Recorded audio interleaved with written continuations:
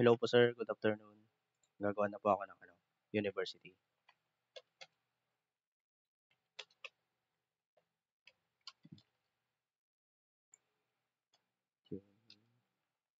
University.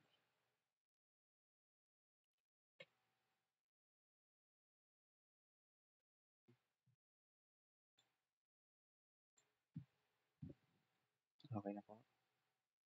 Tapos yung next po, magki-create po ako ng table sir. Ipapasword ko po ng onte kasi baka hindi po abutin yung oras ko. Hindi po maipasa sa orange app. Ito na po yung nagawa ko sir ng table. Create table. Gumawa po akong dalawa. Then, go po. Hello? Wait lang sir. Wait lang po. Lang.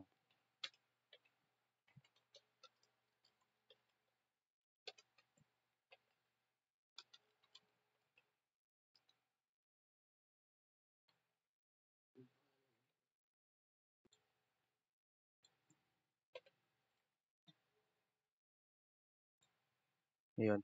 Okay na po sir. Then, magki-create po ako ulit.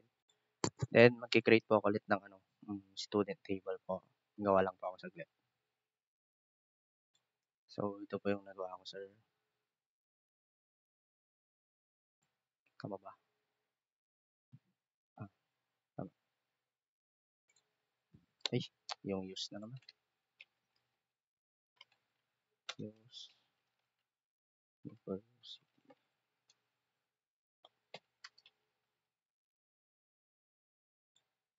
Okay na po, sir. Balik sa SQL. Gagawa ulit po.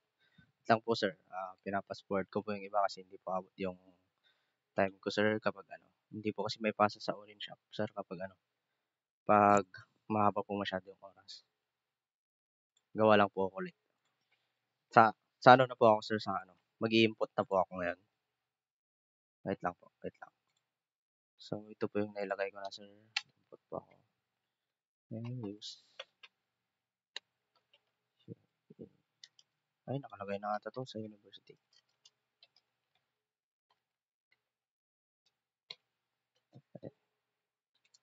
And then, go. Okay na po, sir. Tapos gagawa po ulit ako. Yung sa na po ako, sir, yung sa task 1 yung gagawin ko po. Gawa lang po ako ulit, sir. Wait lang po. So, ito po yung nagawa ko, sir, yung sa task 1 po. And go natin. Ay! Use na naman. Use. And university. Okay, go. Ayan, pumasok, sir. Ano, lumabas mo. Tapos yung sa task 2 naman po yung gagawin ko, sir. Gawa lang po ako. So, ito na po yung nagawa ko, sir, sa task 2. Use university. Then, column. Ayan po yung select from student order by GPA this limit 3. Ilagay po ako limit, sir. Then, go po. Ayan. Tapos dito na po, lalabas na silang dalawa.